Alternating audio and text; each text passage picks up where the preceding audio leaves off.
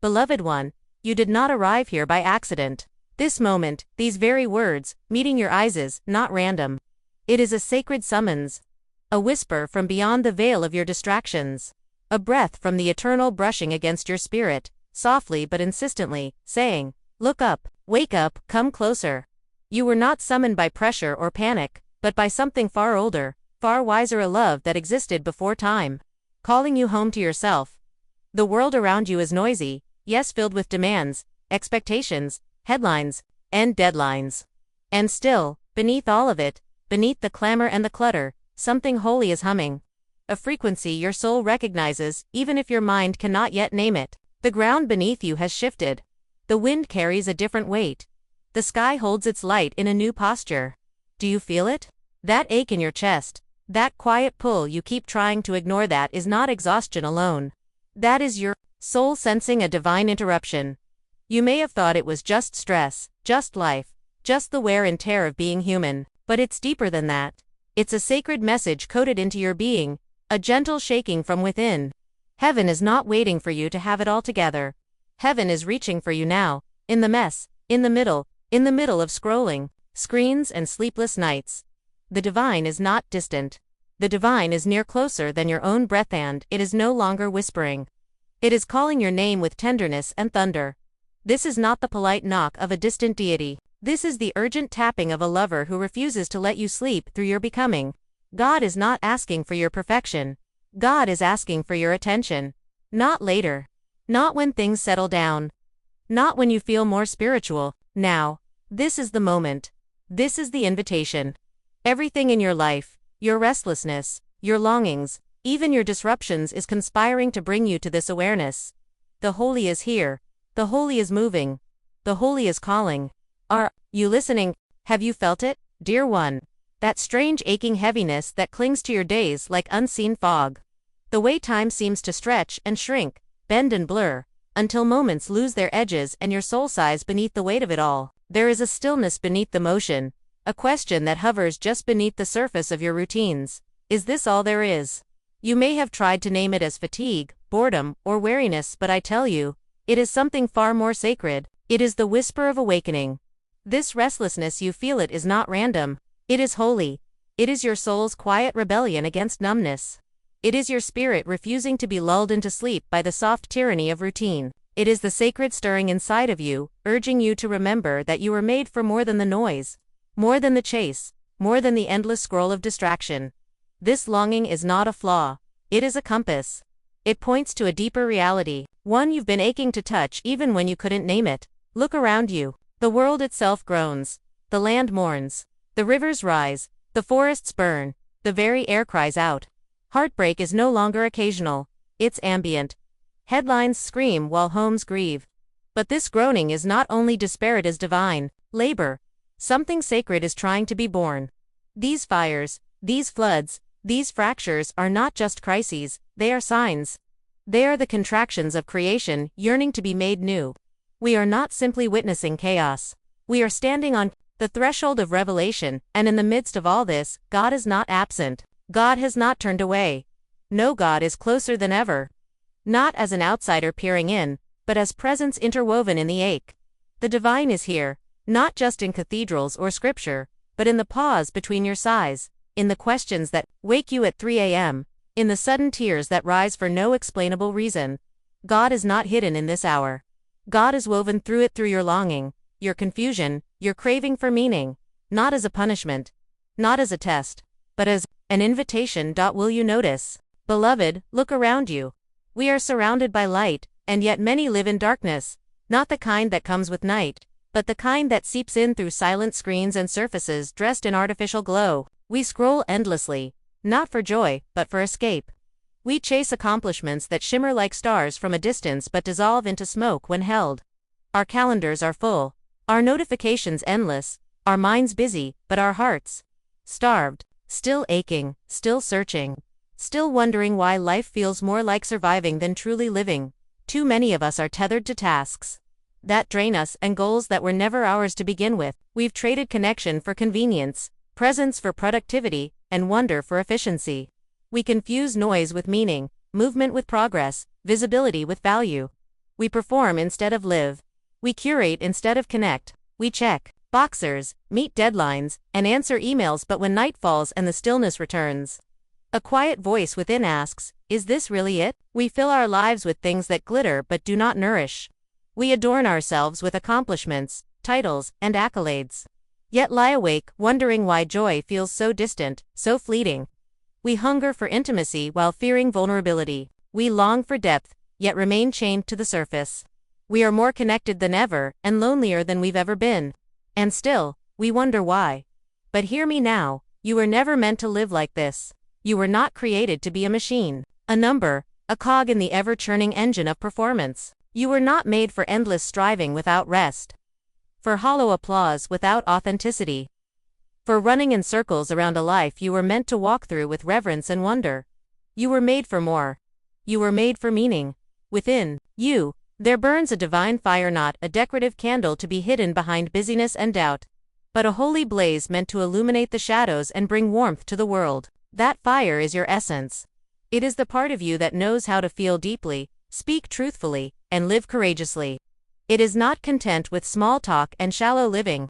It is the eternal flame within, and it is not meant to be buried under spreadsheets and scrolling, under polite avoidance and protective masks. You were not born to simply manage your existence. You were not called to merely keep up. You were made to break cycles, to tell the truth, to blaze trails. You were created to awaken others by the way you dare to live fully, feel deeply, and love fearlessly. The cost of disconnection is to how it robs you of the sacred, of your joy, your clarity, your aliveness. But the moment you pause, the moment you return to your breath, the moment you say, "No more sleepwalking," the fire begins to rise. Again, you were not made to maintain the illusion. You were made to remember the light. You were made to burn with purpose, with truth, with the wild, holy love of a God who still believes in you. And yes, I hear your heart's quiet protest, but I'm not ready. I'm not worthy. I'm not enough. Beloved, how often we stand at the edge of our calling and talk ourselves down with the language of fear. We believe the lie that we must be polished before we are purposeful, that we must be perfect before we are permitted to rise. But hear me now. God never called the flawless. God calls the willing. Look at the sacred stories passed down through time. Look at the ones who carried the weight of divine purpose. They were not the strongest, the smartest, or the most qualified. They were shepherds, stammerers, widows, exiles, and outcasts. They were the ones who said yes even when their voices trembled. They were the ones with scarred hands and messy pasts, who still dared to believe they were chosen. Their power did not come from their resume, it came from their surrender. You don't need to have it all figured out. You don't need a title, a platform, or a perfect plan. All you need is the courage to answer the call that already burns within you. Your doubts do not disqualify you. Your questions are not a threat to your calling. They are evidence that your soul is alive and reaching. What God desires most is not your polishits, your presence, not your perfection, but your participation. So do not wait until you feel holy enough to speak, strong enough to act, or wise enough to lead. If the world had to wait for the perfect to rise, nothing would ever change, and change is desperately needed now. The earth is groaning, the hour is late, and your delay could mean the silence of a message only you were born to carry. You, beloved, are the unlikely one, and that is exactly why you are chosen. Heaven doesn't ask, "Are you ready?" Heaven asks, "Will you trust me?" And if you say yes, raw, uncertain, imperfect, that yes becomes sacred ground. That yes becomes the spark that sets your destiny aflame. So take the step.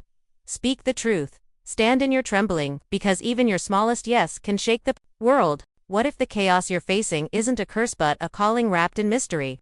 What if the shaking in your life isn't a sign that you've done something wrong, but that something deeper is being made right? I know it's hard to see. When your world feels like it's unraveling, when the job ends, the relationship breaks, the silence grows louder than your prayers. But beloved, not all collapse is destruction. Some of it is holy demolition. Sometimes, God must interrupt the life you've settled for to reveal the life you were truly made for. The heartbreak, the closed doors, the long nights when you felt abandoned, they may not be accidents. They may be divine disruptions. Sacred interventions. Not sent to harm you, but to awaken you. To strip away what you built in fear so you can finally construct something rooted in love. We often cling to the familiar not because it's right, but because it's safe. But growth rarely happens in safety. It happens when the ground shifts beneath us and we are forced to listen to what we've been too afraid to hear. What if that job loss was the exit sign from a life that was never aligned with your soul? What if that silence was heaven's way of redirecting your ears to the deeper frequency? What if that breakdown, the one that brought you to your knees, was the only doorway through which your breakthrough could walk in? God does not waste pain, not a single tear, not a single disappointment, not a single dark night. In divine hands, even the wreckage becomes holy material, and though you may not understand it now, one day you will look back and see that every unraveling was actually an unveiling. Every ending, a disguised beginning. Beloved, hear me, the shaking in your life is not meant to destroy you, meant to deliver you, to peel back the false layers, to unearth the deeper truth, to prepare sacred ground for what only surrender can plant. So do not curse the storm. Ask what it's clearing. Do not fear the fall. Ask what wings are trying to form. Sometimes, before you rise, you must be undone, and sometimes, being undone is the holiest thing that can happen to you. Beloved, this is not the hour for apathy. This is the hour for awakening. The time for sleepwalking through your life is over. The moment for postponing your becoming has passed. Can't you feel it? The restlessness in your chest, the flicker of something holy rising beneath your skin? That's not anxiety. That's not foolishness. That is your soul coming alive again. That is your spirit remembering who you were before the world handed you masks and called them your face. There is something sacred stirring in you now? A pulse, a trembling, a divine quickening. It doesn't come from fear. It comes from the deep well of truth within you, the part of you that has never been broken, never been lost, never been forgotten by God. The part of you that knows you were born for more than survival, more than distraction, more than performing your worth for the approval of others. You were born to awaken. God is not standing in the distance with arms crossed, waiting for you to clean up, to calm down, to get it together. God is here, now, not looking for your perfection, but longing for your participation. The invitation isn't to a stage or spotlight, it's to a deeper presence. A more honest yes, a more courageous alignment with what is real. You don't have to know all the answers. You don't have to be fearless. You just have to show up open, willing, and listening. This holy trembling, you feel, it's not an interruption, it's an announcement. It's the sound of your soul knocking on the inside of your ribcage, asking to be let out. It's the call that won't leave you alone, no matter how much you try to distract or numb it. You were made for this hour, not because you are perfect, but because you are present, awake, willing to say yes, even through the shaking. This is your sacred awakening, the divine memory returning to your bones, the truth breaking through the fog. You are not too late, you are not too lost. You are exactly where you need to be for heaven to reach you. Don't turn away, don't shrink back. This is the moment you begin to remember who you really are. And once you remember, you will never be the same. To give God your attention is not to run away from the world, it is to be more fully present in it than ever before. It is not an escape, but a return.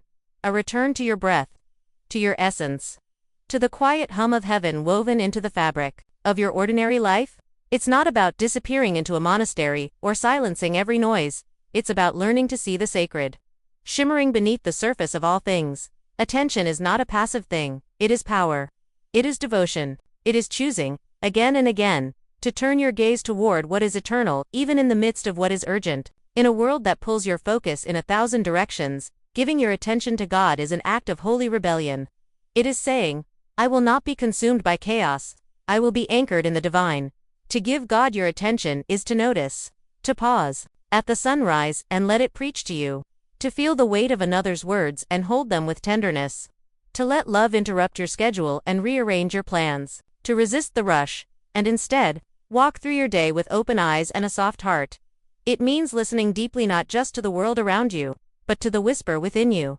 It means speaking truthfully, even when your voice shakes. It means walking gently, remembering that every step you take is on sacred ground, because attention is the altar where transformation begins. Where you place your gaze, your heart will follow. And that is why God, the lover of your soul, is asking for that gaze now. Not because God needs your validation, but because God longs for your union, your intimacy, your availability. You were made not just to believe in God, but to be with God, to dwell, to delight, to dance in rhythm with the divine. So wherever you are, pause. Let your attention become your prayer. Let your noticing become your offering. In this distracted world, attention is a rare gift, and when you give it to God, you begin to see the world not as broken and barren, but as burning with unseen glory. This is how awakening begins. With your eyes open, with your gaze returned, with your heart saying, quietly but clearly, "Here I am, Lord, I see you now." Beloved, this awakening will cost you. Make no mistake, it is not free. It will ask for your comfort, your illusions of control, your neatly folded certainties. It may ask you to leave behind familiar rhythms, familiar voices, and even familiar faces. But what it will give in return is something this world cannot counterfeit: clarity, courage, and divine communion. You will not emerge unchanged.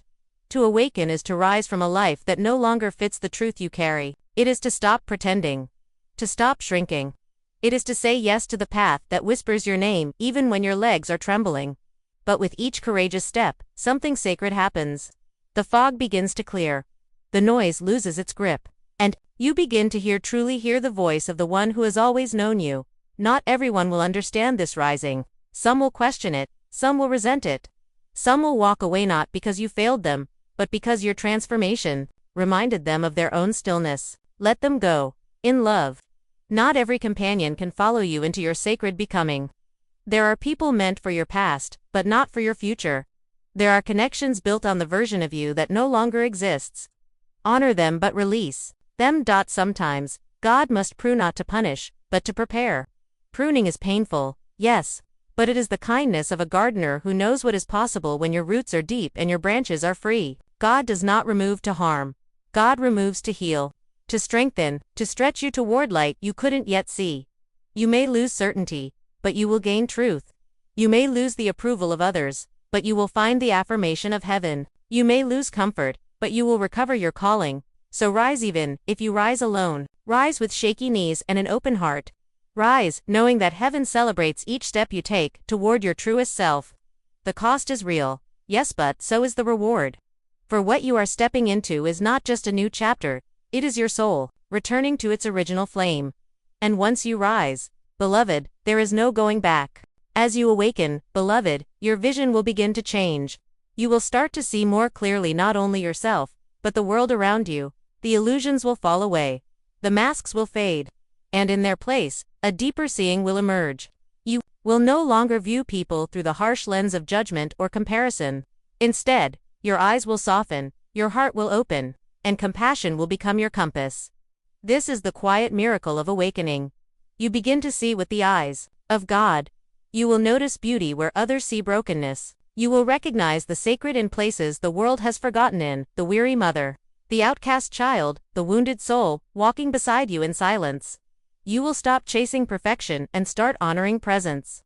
Because the closer you come to the heart of God, the more you realize every soul is holy ground. This awakening was never meant to be selfish. It was never just about your own healing or elevation. It is personal, yes, but it is also prophetic. You are not waking up just for yourself. You are waking up for the world. You are becoming a mirror reflecting divine truth, divine tenderness, divine light. And as you rise, you carry others with you. Your presence becomes a balm. Your compassion becomes a doorway. Your listening becomes liberation. Do not underestimate the power of sacred presence. The world does not need more flawless images. It does not need louder opinions or shinier performances. It needs people who are rooted. People who have seen themselves in the light of love and now refuse to look away from the pain of others. People who carry humility like incense and grace like fire. You, beloved, are part of something bigger than your own transformation. You are part of a divine movement and uprising of hearts who have chosen to live awake, aware, and aligned with the heart of heaven. Your tenderness is not weakness. It is your witness. Your stillness is not passivity. It is your power. And your sacred attention, your willingness to really say, is a healing act in a world hungry to be known. So look again. Gaze deeply. Let compassion be your rebellion. And know this: when you see through God's eyes, you do more than witness the world, you help transform it. So now, beloved, I ask you, not with pressure, but with holy reverence, are you listening? Not just with your ears, but with your life. With your habits, your choices, your silence, your longings. Because the call is not faint anymore. The whisper has become a roar. The signs are not subtle. They are carved into your circumstances, woven through your interruptions, echoed in your dreams. This is not a gentle nudge. This is a divine summons. God is speaking not just around you, but within you. You don't need another confirmation. You don't need a perfect plan. You don't need to wait until you feel ready. What you need is courage. A sacred willingness. A trembling, honest yes. Not a performance, not a polished vow, just a soul-deep surrender to the One who called you before the foundations of the earth. Say yes even if your voice shakes. Say yes with your questions still unanswered. Say yes while your hands are still shaking, your path still unclear, your history still healing. Because your yes doesn't have to be fearless to be faithful. It only has to be true. And know this, your yes matters. Your obedience will ripple beyond what your eyes can see. It will awaken something in your family, in your community, in the atmosphere around you. When one soul chooses to rise, it creates a pathway for others. Your holy yes becomes a seed of awakening for generations to come. You may never see the fullness of what your surrender births, but heaven sees. Heaven celebrates. Heaven moves with you. The world is waiting. Not for someone more perfect. Not for someone louder or shinier. The world is waiting for you for your authentic, wholehearted, imperfect yes. Toppin is watching, not to judge, but to cheer, to surround you with grace, to strengthen you for the road ahead. And your soul already knows. Deep beneath the layers of doubt and delay, something ancient and alive is rising in you. You know it's time. You know you were made for this moment. You know your yes is not the end, it's the beginning. So take a breath, lift your gaze, and say it now. Yes, God, yes. Even now, yes, through fear. Yes, with faith. Yes, I am yours.